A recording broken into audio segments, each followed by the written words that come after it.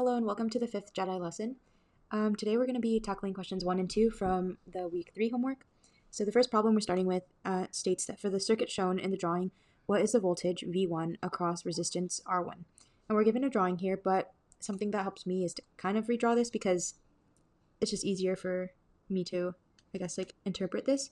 So the way I drew this was having our resistor 1 here, and then we're going to have the battery here, which is represented by V, and then it goes around here, and then we have this second resistance here. Okay, so the battery has both positive and negative ends, which is helpful to our drawing, and then we're just going to go ahead and use this as we define some other variables that are useful for us to know. So here I have written some that I'd like to define and give SI units for. So the first one is source voltage or potential difference. So it represents the total electric potential energy per unit charge that's given from the battery to the circuit. So we have an SI unit. The SI units for voltage is going to be represented by our volts.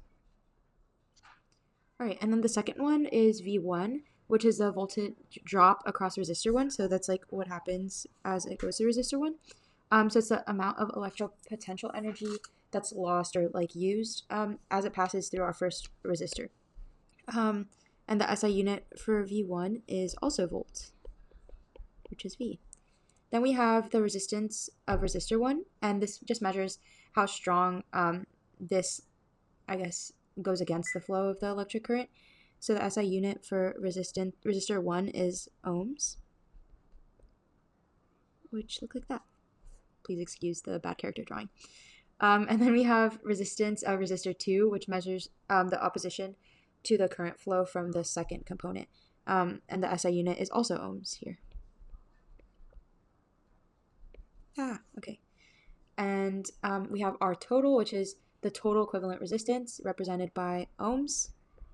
And then last but not least, we have our I, which is the electric current, and that is represented by amperes, which is our capital A. And that basically shows the net rate where electric charge flows through the a cross-section of the circuit loop in a certain amount of time. So that's good to know as well. All right, so for the problem itself, we have a few equations that I'd like to write out. The first one is the resistors in series rule, which is R total equals R1 plus R2.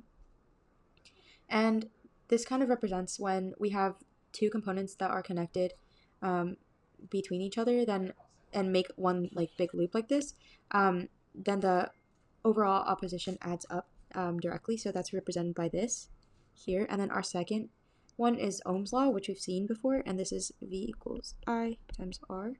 But we've also seen it in this form. And then now that we have these, we're going to start with, knowing the,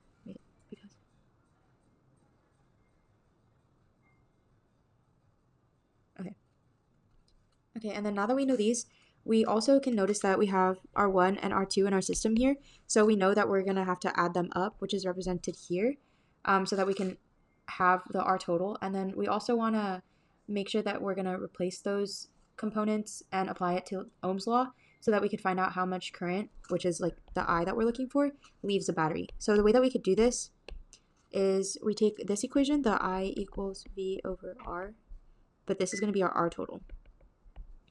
And then we're gonna substitute this equation as that R total. So it's gonna look like I equals V over that R1 plus R2. And that's gonna be our new equation that we look for. And then from here, we wanna make sure that we isolate what we're looking for. So first, I'm gonna start by making sure that I have I'm gonna use this equation actually, so that I have the V1 equals I times R1 because that's what we have right now. And we're going to make sure that we focus on the first resistor. So then given this equation, we're going to use V1 equals times R1. And then now that we have both of these equations together, then I'm able to go ahead and substitute this and finalize the equation that we're able to use to find the variables. to find the amount of voltage across the first resistor. So then now that we have this, I'm going to rewrite it as V1 equals V over R1 plus R2. Because as we have here, we're just going to write it there. And then times R1. So what I did here is, I'm going to use different colors to show, but I substituted this equation into this equation so that we can kind of get the variables that we want to and isolate the variables we want to.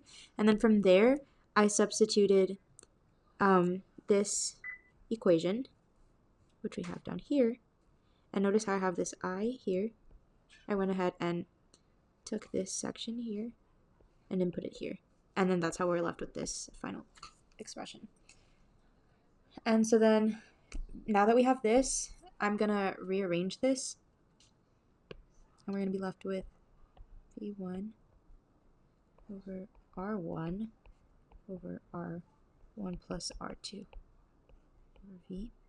And the reason why I'm doing this is because that way it isolates the voltage divider ratio into this. So I just went ahead and rearranged this equation, and then now we're left with this, and that should check out. Alright, so now we can move on to the next problem, which is problem number 2 in the third week of homework. And it states that if for the circuit shown in the drawing, what is the ratio of the current I1 in resistor R1 for the current I2 in resistor R2. So first thing I want to do is draw another diagram for myself, and it's going to look a little different, but I'm going to set it up similar to how I had the other one. So we have the first resistor, R1 here. Oh, well, I should have drawn the battery thing first. Or, I keep saying battery, but I'm not exactly sure if it's a battery or something else, but I assume it is since that's a source. Anyways, we have this as a source, and then I'm going to put R2 over here. And then also, something to note, something that's here, which we don't really see, is going to be the I2 and I1. Okay? So also the source, remember, has that positive and negative side, which is important for us to remember. For the variable names and then their SI units and definitions, I've already included them above and gone through them. So we're going to be looking at the same ones that I have previously mentioned. And their SI units are the same, obviously. But now, for I2, I should mention, this wasn't in the list up here, but the SI units will be in amperes as well. And that's the current that goes through the second resistor. Alright, so for the equations that we're going to be using, they're going to be the ones that I mentioned above as well. Slightly different, but the first one is V1 equals V2 equals V, and that's the parallel voltage rule. And so basically just represents that the voltage across each of these sections or branches is going to be identical to the main source voltage. And then the second equation we want to keep in mind is the Ohm's law, as usual. So we have that I equals V over R. Perfect. All right, so first we want to identify how the voltage is working in the circuit. So we note that both R1 and R2 are connected to the positive and negative ends of the voltage source, V. So since they're parallel, then we know that V1 has to equal V, and V2 also has to equal V. And then using Ohm's law, then we can express these currents within that equation. So for the first resistor, I'm going to just do a section here. That's going to be our first resistor. We have I1 equals V. Remember, we have I1 here equals V. I should pick a different color for this. Equals V. And then we have over R1, which is here. Okay? And then for our second equation, or second resistor, I mean, we have I2 equals V over R2. So I2 equals V over R2. Okay? And now that we have this, we can set up the ratio, which is what the question was looking for. It says, what's the ratio of current I1 in resistor R1 to the current I2 in resistor R2? So given that we're being asked this, then we can go ahead and set this up.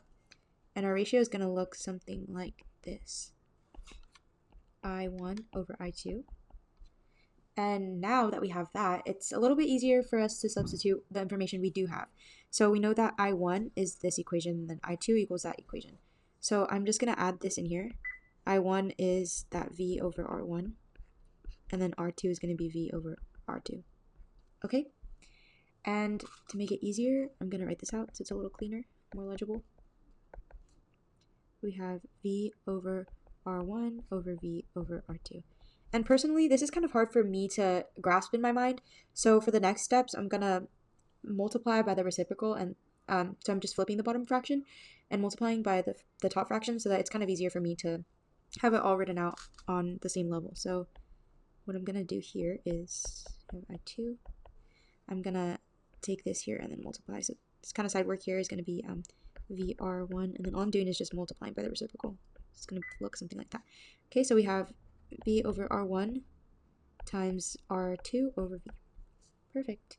And since we have voltage on the numerator and denominator, we could cancel those out, and then that leaves us with I1 over I2 equals R2 over R1, which is exactly what we were looking for. We were looking for that ratio, and then we're going to go ahead and look for this option in our drop down, and you can see, and that checks out. So we got